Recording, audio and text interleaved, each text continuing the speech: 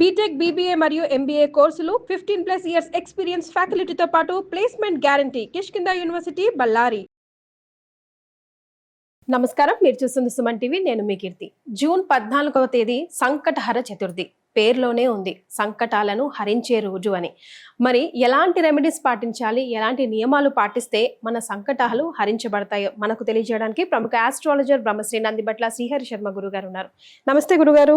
వాగర్థావివ సంపృక్తౌ వాగర్థ ప్రతిపత్తయే జగతః పితరౌ వందే పార్వతీ పరమేశ్వరౌ. ఆదిత్యాయ చ సోమాయ మంగళాయ బుధాయ చ గురు శుక్ర శనిభ్యశ్చ రాహవే కేతవే నమః. శృంగేరి జగద్గురు పీఠాధిపతులకి, కంచి పీఠాధిపతులకి నమస్కారములు తెలియజేసుకుంటూ కార్యక్రమాన్ని ప్రారంభిద్దాం. గురుగారు, సంకటహర చతుర్థి జూన్ 14వ తారీఖు కదా. మరి ఈ రోజు ఎలాంటి నియమాలు పాటించాలి, ఎవరిని పూజించాలి, ఎలాంటి నైవేద్యం పెట్టాలి, ఏ ఆలయానికి వెళ్ళాలి, ఇలాంటివి అన్ని తెలియజేస్తారా? సంకటహర చతుర్థి అంటే పేరులోనే ఉందమ్మా. అంటే సంకటములు అంటే కష్టములు, నష్టములు, దుఃఖములు, దారిద్ర్యములు, అపజయాలు, శత్రుత్వాలు, వీటన్నిటినీ కూడాను నిర్మూలించగలిగేటువంటి రోజుగా చెప్పబడి ఉంది. కానీ చతుర్థికి ఎందుకు వచ్చిందో గురుగారు ఇలా సంకటహర చతుర్థి అని? సంకటహర చతుర్థి అనేటువంటిది గణపతికి చాలా ఇష్టమైనటువంటి రోజుగా, అంటే గణేష చవితి అనేటువంటిది ఉంది కదమ్మా.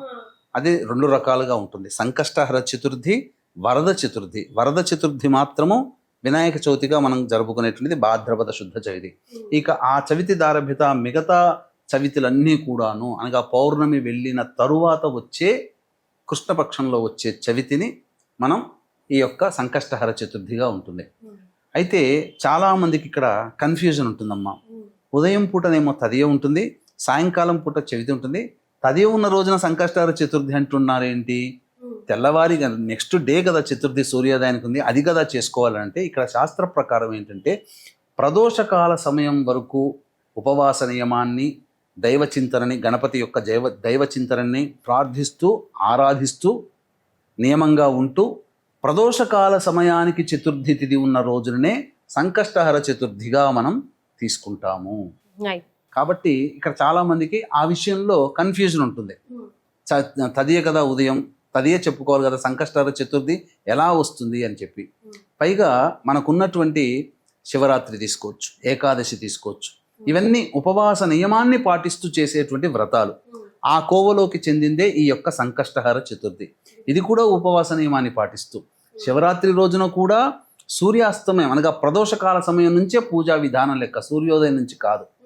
మాస శివరాత్రి చేసినా సాయంకాలం 4 నుంచి మొదలుపోతుంది అసలు దేవతా పూజ, ఈశ్వరుని పూజ.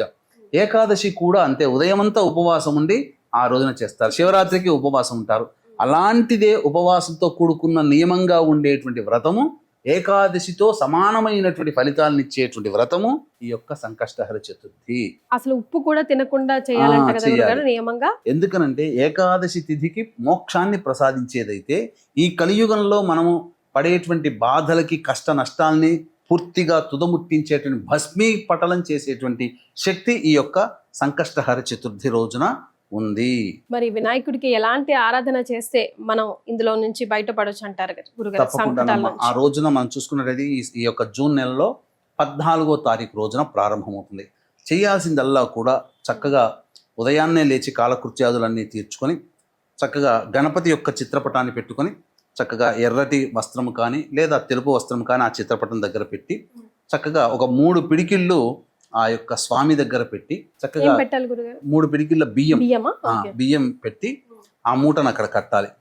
కట్టిన తర్వాత అప్పుడు పసుపుతో గణపతికి చేసి కానీ, లేదా శ్వేతార్క గణపతి కానీ, లేదా వెండి కానీ, రాగి కానీ, ఇత్తడి విగ్రహానికైనా కానీ ఈ సంబంధించినటువంటి గణపతిని అష్టోత్తర విధానముగా, షోడశోపచార విధానంగా పూజ చేసి అప్పుడు నవగ్రహ దేవాలయాలకు వెళ్ళి నవగ్రహాల చుట్టూ శివాయ నమః అంటూ 27 ప్రదక్షిణలు చేసి గణపతి దేవాలయంలో గణపతికి అభిషేకము కానీ, అర్చన ఇవన్నీ జరిపించుకోవాలి. ఆ రోజున సంకష్టహర చతుర్థి రోజున గణపతికి విశేషముగా హోమాది కార్యక్రమాలు చేస్తారు. ఆ హోమాది కార్యక్రమాల్లో పాలు పంచుకోవాలి. ఇక తదనంతరం ఇంటికి వచ్చిన తర్వాత భోజనాది క్రియలన్నీ కూడా ఏవి కూడా తీసుకోకుండా ఉపవాస నియమం పాటించాలి. ఎందుకంటే ఈ యొక్క సంకష్టహర చతుర్థికి ఉపవాసమే ప్రధానమైనటువంటి ఆధారము.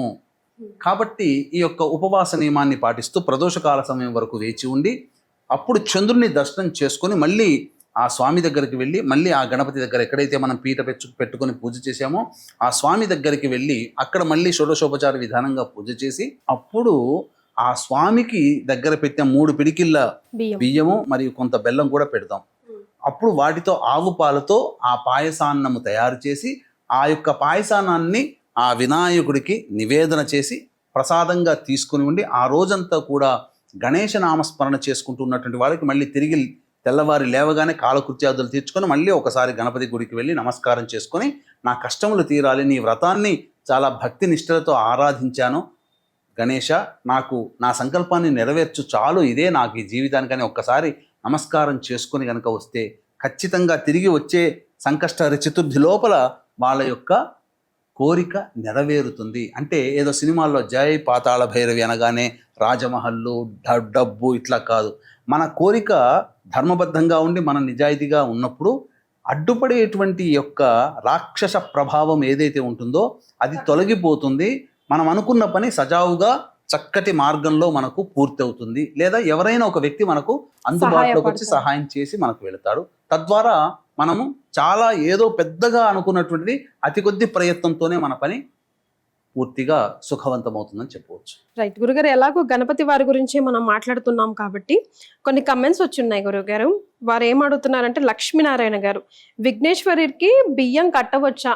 మొక్కు కోసం మనం బియ్యం అది మొక్కు కోసం కొన్ని డబ్బులు అవి కట్టు పెడుతూ ఉంటాం కదా గురుగారు, మళ్ళీ నాకు ఈ మొక్కు తీరితే నేను వస్తాను నీ దగ్గరికి దండం పెట్టుకుంటానని, అలాగా విఘ్నేశ్వర్ కూడా ముడుపు కట్టొచ్చా అని అడుగుతున్నారు గురుగారు. ముడుపు కట్టవచ్చు. అంటే ఏదైనా దేవాలయానికి వెళ్ళి బియ్యము అక్కడ ముడుపు కట్టడం కంటే నా కోరిక నెరవేరితే నేను ఇన్ని కిలోల బియ్యాన్ని నేను నీ దేవాలయానికి అన్నదానానికి వినియోగిస్తానో, నీ దేవాలయానికి ప్రసాద వితరణకి నీ దేవాలయంలో చేస్తానో, ఎక్కడో దగ్గరలో ఉన్నటువంటి దేవాలయానికి వెళ్ళి ఆ విధంగా సంకల్పం చేయవచ్చు.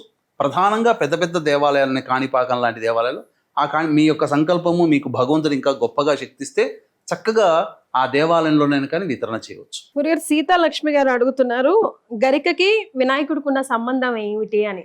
గరికకి వినాయకుడికి ఉన్నటువంటి సంబంధం, ఇక్కడ పూర్వము అనలాసురుడు అనేటువంటి ఒక రాక్షసుడు ఒక గొప్పది బ్రహ్మ గురించి గొప్పగా తపస్సు చేసి గొప్ప వరాన్ని పొందుతాడమ్మా.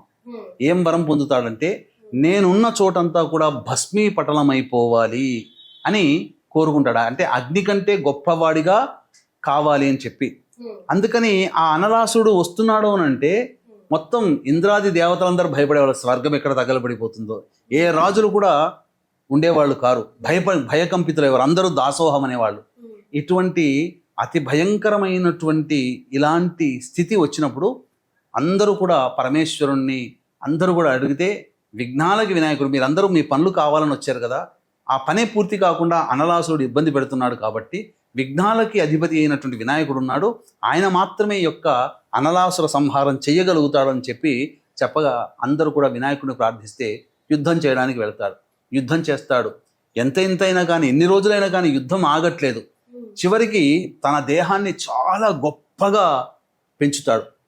పెంచి ఆ యొక్క అనలాసురుణ్ణి నేను మింగితే తప్ప ఇక యుద్ధం ఆగదు అని చెప్పి ఆ అనలాసురుని అనగా పెద్దగా దేహాన్ని పెంచేసేసి అనలాసురుని మింగేస్తాడు. మింగేసిన తర్వాత ఏమైపోతుంది, ఆ యొక్క వినాయకుడి యొక్క కడుపులోకి అనలాసుడు చేరిన తర్వాత ఆ యొక్క వినాయకుడి పొట్టంతా కూడా ఆ వేడిని తట్టుకోలేక అసిడిటీ, బాగా ఉబ్బరం, ఆ దావాగ్ని కడుపులో ఉన్న తర్వాత మనిషికి చిన్న మంట తగిలితేనే నొప్పి అల్లలాడిపోతాం.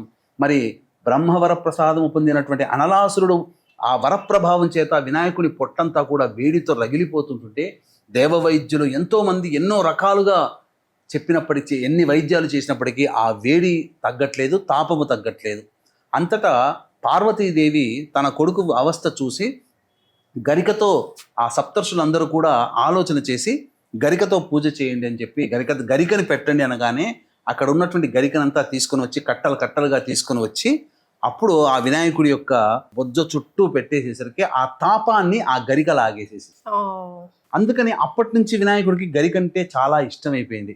ఎందుకని, నేను పడ్డటువంటి ఆ అనలాసురుడి ద్వారా వచ్చినటువంటి ఆ దావాగ్ని తాపమంతా కూడా ఈ గరిక నన్ను రక్షించింది కాబట్టి ఇప్పటి నుంచి నీవు నా పూజలో అగ్రగణ్యురాలు అవుతావు, నీతో పూజ చేస్తేనే నా యొక్క గణపతి పూజా విధానం అనేది కంప్లీట్ అవుతుంది, పని పూర్తవుతుంది అనే ఉద్దేశం అనేది వరం గరికకి ఇవ్వచ్చారు. అందుకని అప్పటి నుంచి కూడా దూర్వా యుగ్మ పూజ, దూర్వా గరిక పూజ అని చెప్పి చేయడం అనేది ఆ విధంగా ఆచరణలోకి వచ్చింది.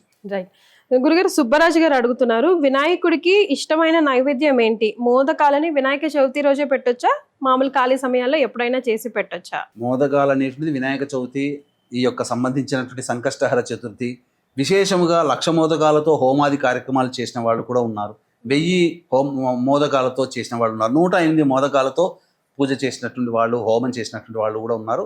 ఈ మోదకాలను అంటే మనకు తెలిసిందే, బియ్యము పిండిని కలిపి ఆవిరి మీద వండుతారు. ఇవి గణపతికి చాలా ఇష్టం. అంటే అమ్మవారు గణాధిపత్యం జరగడానికంటే ముందు అమ్మవారు ఈ వినాయకుడికి ఇష్టంగా ఆ విధంగా పెట్టడం జరిగిందట. అప్పటి నుంచి ఆ గణపతికి ప్రీతి పాత్రమయ్యాయి.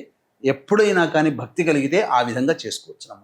గురుగారు, లాస్ట్ గా వీరేశం గారు అడుగుతున్నారు ఏంటంటే, సిద్ధిబుద్ధి సమేత వినాయకుడు ఆలయాలు ఎక్కడ ఉండవెందుకు, భార్యలతో కలిపి ఆయన ఆలయం? వినాయకుడికి అన్న సందర్భంగా చూసుకుంటే గణపతికి మనం ప్రధానంగా ఈ గణపతి పార్వతీ తనయుడైనటువంటి గణపతే కాదు, అసలు సృష్టి బ్రహ్మాండం అంతా కూడా మొట్టమొదలు ఉద్భవించింది గణపతే.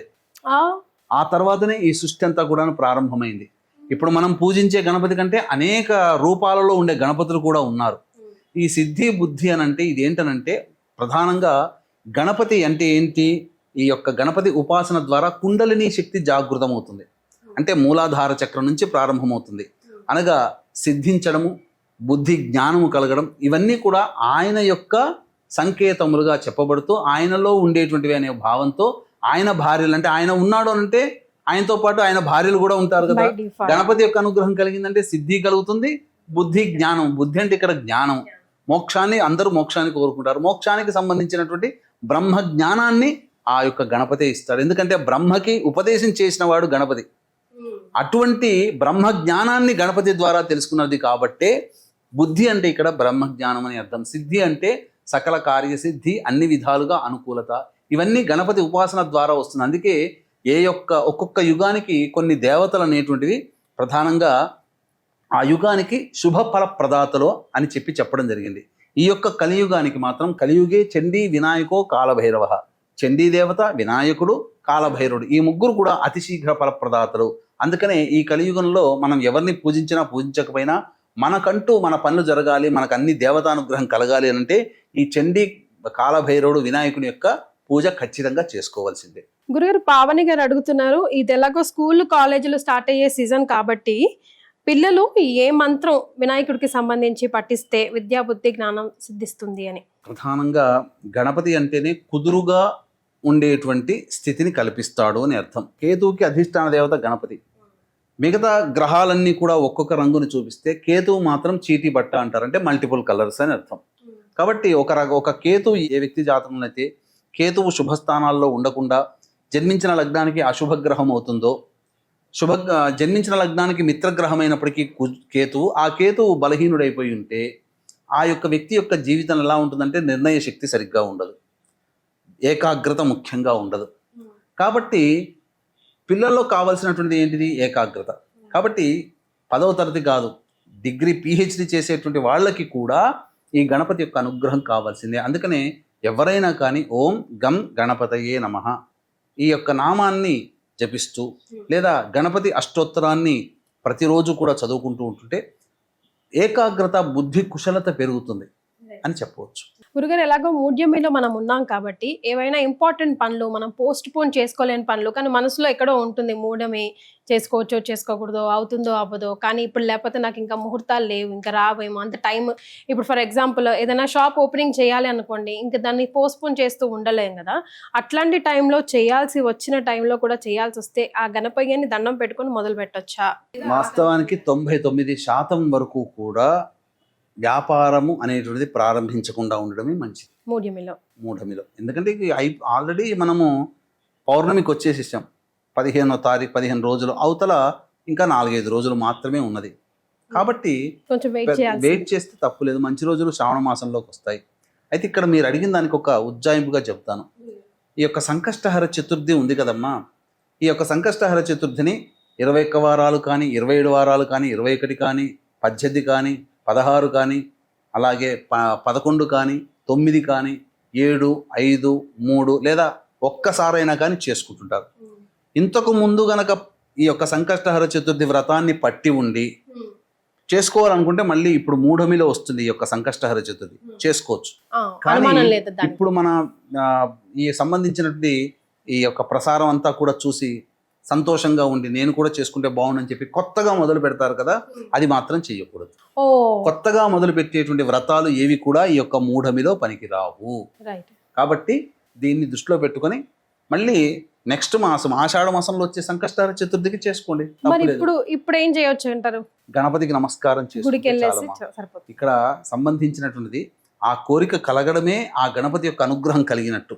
కాబట్టి చేసుకోవాలనే కోరిక ఉండడం కన్నా కొత్తగా కలగడం కూడా చాలా గొప్పదే అని చెప్పవచ్చు. కాబట్టి ఈ యొక్క గణపతికి సంబంధించి దేవాలయంలో సంకష్టహర చతుర్థి రోజున చక్కగా ఏదైనా కానీ ఆ దేవాలయంలో జరిగేటువంటి ఆ యొక్క సంకష్టహర చతుర్థికి సంబంధించినటువంటి పూజా ద్రవ్యాలు ఏవైనా మీ వంతు సహాయంగా ఇవ్వవచ్చు. లేదు ఎవరైనా భక్తులు గొప్పగా చేసుకుంటూ ఉంటుంటారు, ఆ యొక్క సంబంధించినటువంటి వాళ్ళకి కూడా మీరు పూజా ద్రవ్యాలు ఇచ్చినా ఏదైనా వాళ్ళకి ఏదైనా సహాయ సహకారాలు ఇచ్చినా చాలు, అదే ఫలితాన్ని వీరు కూడా పొందుతారు. భక్తి ప్రధానం, విశ్వాసం ఇంకా మంచిదని చెప్పవచ్చు. రైట్. చాలా సంతోషం గురుగారు. సంకష్టహర చతుర్థి రోజు మనం ఏమేం చేయాలి చేయకూడదో తెలియజేయడంతో పాటుగా ప్రేక్షకులు అడిగిన ప్రశ్నలు కమెంట్ రూపంలో వాళ్ళకి తగిన సమాధానం చెప్పారు. ధన్యవాదాలు. సర్వం శ్రీ ఉమామహేశ్వర పరబ్రహ్మార్పణమస్తు.